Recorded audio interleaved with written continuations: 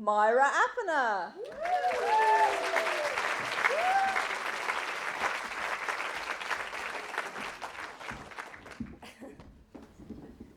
I've never been introduced by a fellow Mauritian. So, I'm a bit of a click donkey, so excuse me if I ruin this. Thank you for that talk as well. It was really inspiring, and sharing a personal story is really hard, so yeah, it was really cool. I'm going to do kind of that. I'm going to start with a short story. Every time you see the sunrise. There you go. If they are beat up the people, the ghetto people, I want to say ghetto people, the people who cannot afford to go to big concert. Some of these people do not even have TV, so they can't afford cable. Some of them can't afford a radio, so the only thing they can listen to is the music. People from the ghetto, people from the projects, street people, article ghetto youth who know what it is to sing about suffering and reality and reality and reality.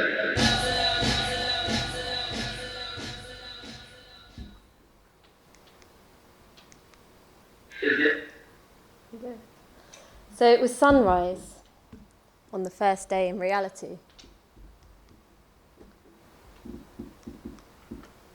Again. And it was beautiful. Shadow and light fell in all the right places. You could hear the sound of the wind in the trees. It was only a little bit unreal.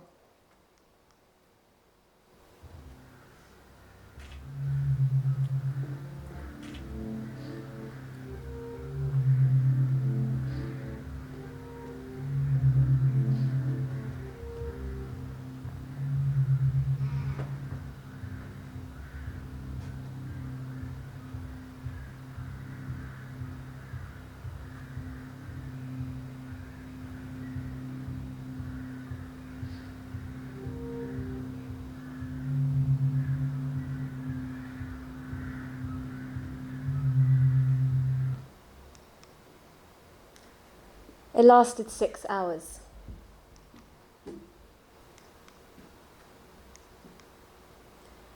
Then you'd need to ask the nurse for another dose to escape your kind of fleshy blobness. And you only got 1 vial of sunrise a day, so they made sure you keep your eye on it. You know, 1 dose missed, and you'd realise that you were actually in a small dark room with other no-faced fleshy blobs kind of breathing on you. The thought of it made your hands sweaty. It made you grip harder, and it fixed your gaze. The blobs kind of leapt out at you.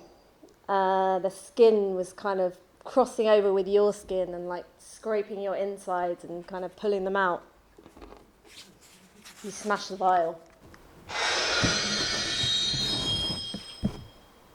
There was blood everywhere, spurting out with abandon, and all the romance of a flushing, gushing fountain in Rome.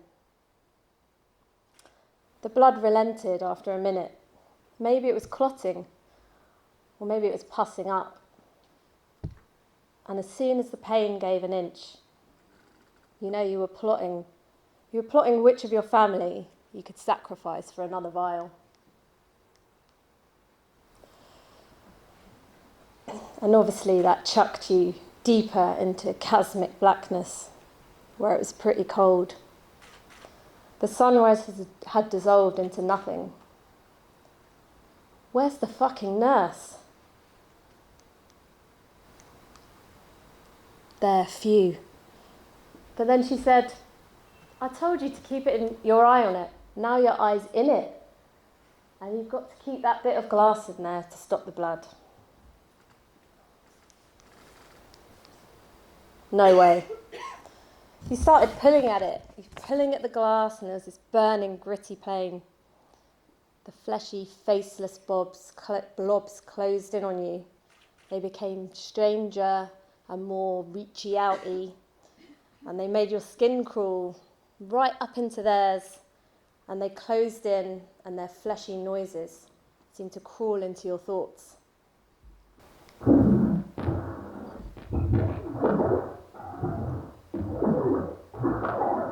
And if you listened in closely, you started to make out the fleshy abrasions of their voices. Stop trying to pull the glass out. Stop and look through it. The small dark room felt bigger than ever. You squinted through the dried blood around the glass. You tried to reason with the blobs. And then finally you listened.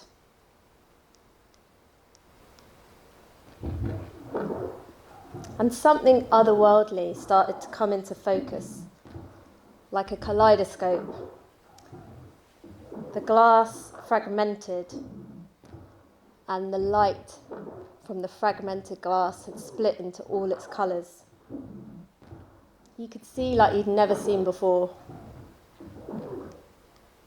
It was a new dawn, which made the old one look a bit ordinary. So, it takes a sunrise to learn tech skills to create, and many more to craft story. But it takes radical honesty to create truth. So, and this is a bit I've never said before, especially to a massive group of people, so bear with me. I passed more than 3 decades before I looked through the glass that was jammed in my eye, instead of at the obvious but beautiful sunrise. I stopped asking for permission and took responsibility. And through the blood, which for me was very premature menopause, and that's quite a lot of bleeding, sweat, which is a lot of hot flushes, especially at work and trying to act normally, and the tears, the grief of my own childhood difficulties and those of my parents, and the resentment I will never find or offer a child of my own.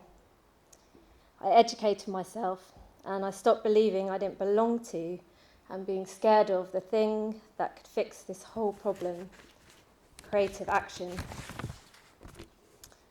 When everything was about to blow, maybe I could blow up the house, the master's house, instead of my own.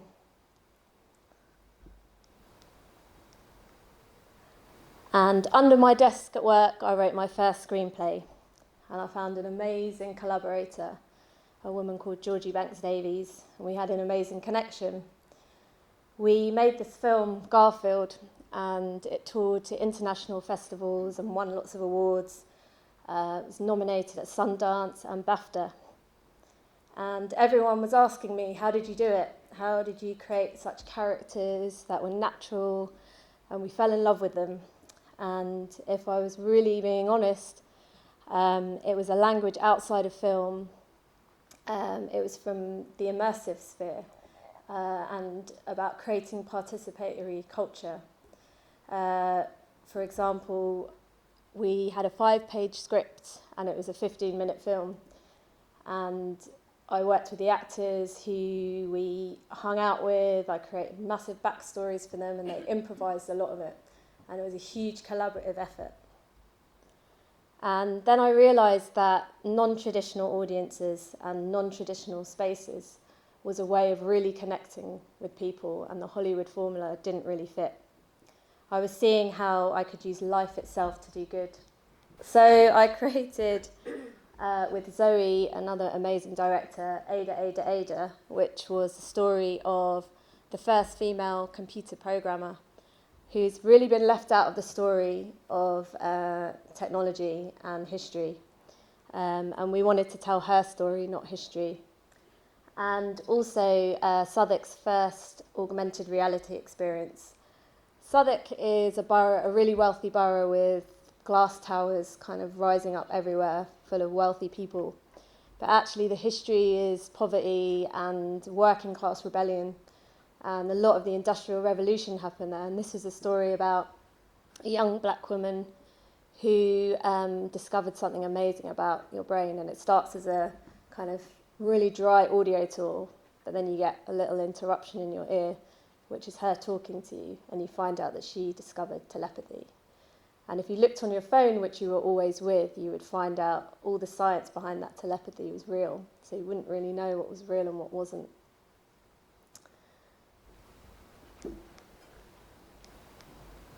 And then I went on to create one of the UK's biggest immersive reality experiences.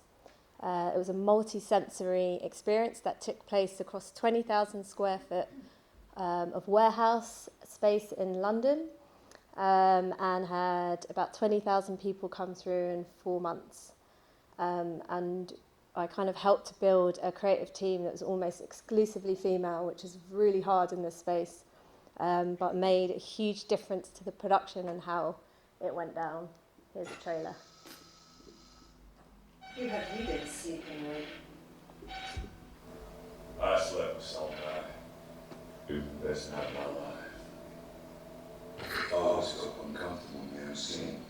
That's before I slept with someone. Now I feel like a real woman. In my dream, I am better. I fly higher. I sleep, and now I am rich. I was no one before sunlight. These days, Everybody they know my name. They laid me down. They stood over me and watched me sleep. I felt safe in their hands. I slept with Somna, and now I have it all. We are Somnai. Sleep with us.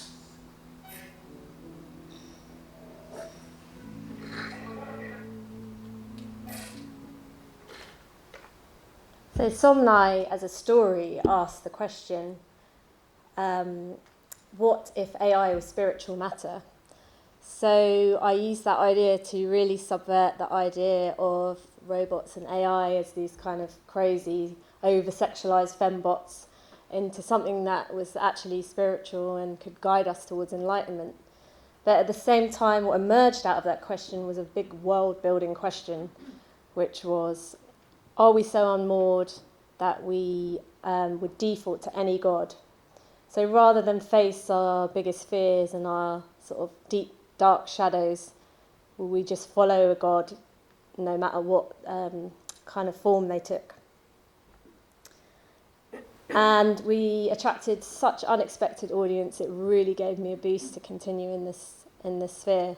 So, for example, my mum, 70, can't even really switch her laptop on, came along. There was lots of VR and AR in the show, as well as live performance and set, and she just ran through it like a child. And it really was about, you know, just seeing spontaneous play like emerging from, you know, someone who's probably locked that away for quite a long time. And we had lots of young people come through as well, and the conversations in the bar were really vibrant and really exciting. And there was a lot of references to, you know, Stranger Things and Black Mirror, and it's really refreshing to have those conversations. And what was really amazing for me as well is how it smashed up the critical sphere, because all the main publications like The Guardian and The Telegraph were trying to kind of push it into an area of critique which is to do with theatre. And it's not theatre, it's something else. And you could really feel it from the audiences, you could feel it from the cultural references. And it was really looking at where are we in terms of high culture, low culture, and what does it mean? Who actually feels welcome in this space? And off the back of that, I set up BrightBlack with my co-collaborator, Simon, who's probably the only other guy. There's two guys here. He's over there, hiding behind his hand. And last year we toured 12 countries with a new show called A Unique and Spectacular Moment, which really is about that spontaneous play. So what happens when we break the rules, when we don't turn up to work and we engage in spontaneity, the stuff that was robbed from us as children. And it's a video game. It starts as a video game and it ends as a live interaction between two people. We also set up Immersive Story Lab, which is a professional development course and a community which is recapturing the good in technology, the pioneering, the experimental edge of storytelling. So it's looking at new power as well as a trend where a lot of theatre and film is declining. Gaming is becoming one of the biggest cultural mediums on the planet, and we look at why. Because it gives you heroic purpose, it enables you to enter flow states, and it's built on positive psychology. So the way it gives you heroic purpose is that it triggers all your sort of chemicals like dopamine, endorphins, oxytocin. It's a really social experience, and not really the image we have of a gamer as someone on their own in a dark room. They're some of the biggest communities on the planet. We talk about speculative design, so like asking radical questions at the heart of your work and actually listening to your audience. So when you invite audiences and you're asking a big question, as the author, you're not trying to answer them. You're respecting your audience and listening to their answers, and you feed that back into the system. We also started working with the British Council, so setting up festivals of playful media, which are like really chaotic, loud, vibrant spaces where everyone's welcome, and you have, it's the opposite of an art gallery basically, where you have to be quiet and look at a static image. And I am now, this is the National Gallery, not by accident with a flag of Extinction Rebellion in the front of it, but a space that I would never have entered or considered going into as a young person. I'm now on the advisory board for the National Gallery Immersive, NGX. I'm writing a new TV show for a big network. I'm creating my next BrightBlack show with Simon about third culture, which I really encourage you to look up. Make your problem, because you're probably third culture as well. And we're raising new funds for a new large-scale show, which, just to give you a little hint at, is if you're given a golden USB stick, which is just for you, do you really wonder what's inside? And each of those projects is a mission to stand outside society's definition of the acceptable woman, to show there's possibility for all of us if we listen, if we participate, and if we educate ourselves. Thank you.